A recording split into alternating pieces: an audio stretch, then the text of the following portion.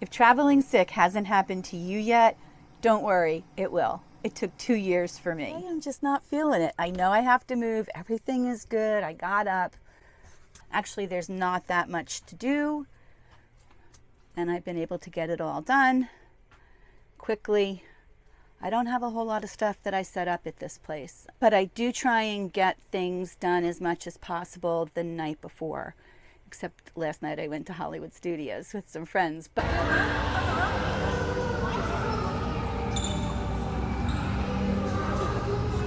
But I've tried to just put everything away so I'm not rushed the day I have to leave, because you never know what's going to happen.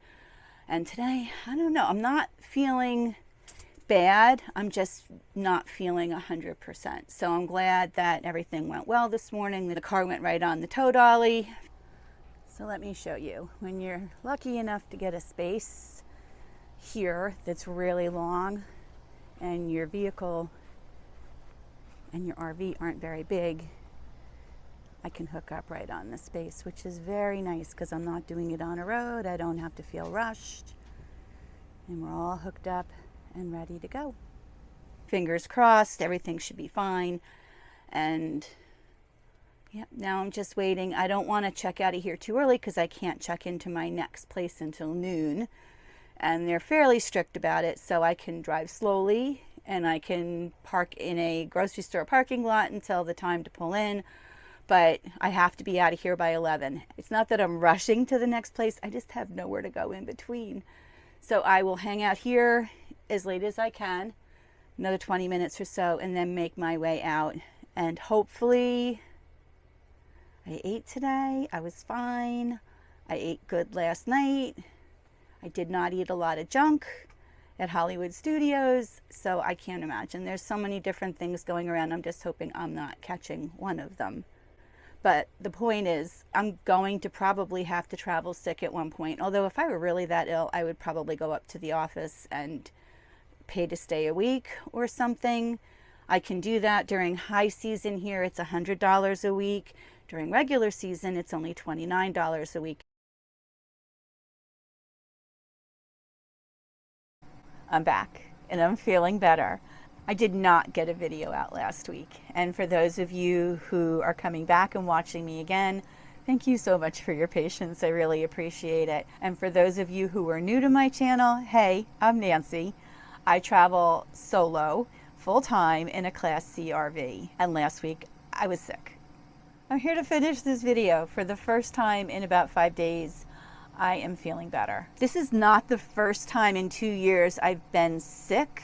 It's just the first time in 2 years I've had to travel sick. Luckily, it was a very short trip and I was able to hop back in bed quickly. But it did open my eyes as to what could happen if I had to travel, and I really didn't feel well. It's something you don't expect to happen. Something I've always wondered about. What would happen if I had to travel sick? And as I spoke about in the beginning of this video, yes, I could request to stay an extra day or two. And if it had been the next day that I was traveling, I certainly would have done that. But it was just the beginning. So I was able to pack everything up, get in my car, move to the next place. By the time I hit here, I was quickly downhill, even though it was only about an hour later. And I had a little bit of difficulty with the way that they brought me in. If I had been feeling well enough, I would have just turned my RV around and backed in with no problem. But I couldn't really think too well. My main thing was just I wanted to get back in bed. And I had to physically disconnect the tow dolly from the RV. I didn't plan on doing that, but I did it, and I was just so done that I just kind of dropped it and said I'll deal with it later. I went to bed for 11 hours and much of the next 3 days. If traveling sick hasn't happened to you yet, don't worry, it will. It took 2 years for me. As a solo female traveler, there's not a whole lot of backup plan. I don't have someone else that can drive for me. I have friends that I probably could have recruited, but I still had to get where I was going, and I had to do it on my own. That's one of the disadvantages about being a solo RV traveler. I think the reason I pushed myself so hard that day was, for one, I'm stubborn, and for two, because I had things scheduled that I didn't want to have to reschedule. Appointments that I'd waited quite some time for, all my yearly testing. I really want to just get this done. It's taken a lot of time to get these appointments, to make these appointments, to follow up with the doctor, and I just want it done. So I just did it.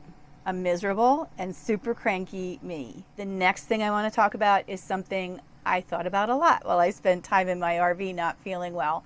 So there's a little bit of a trigger warning about this. If you have a queasy stomach, you may want to turn off. I'll let you know when. If you've been watching my channel or following my blog or following me on Instagram, you may know that I have a composting toilet. Don't get me wrong, I love my composting toilet.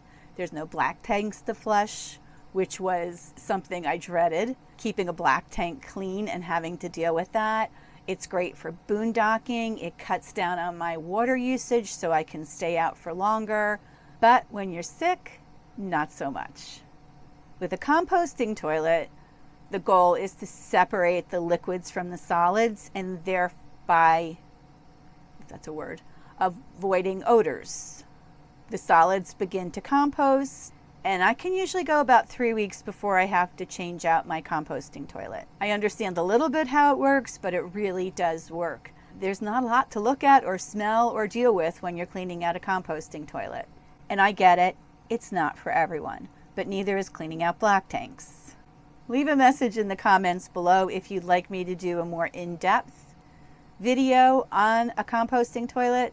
If that makes you squeamish, this is the part you might just want to fast forward through, because I'm going to share with you what you need to do when you have a composting toilet and you're not feeling well, meaning diarrhea and vomit. For vomit, I have a small container, separate container, that's all I use it for. And I line it when I need it with a plastic bag.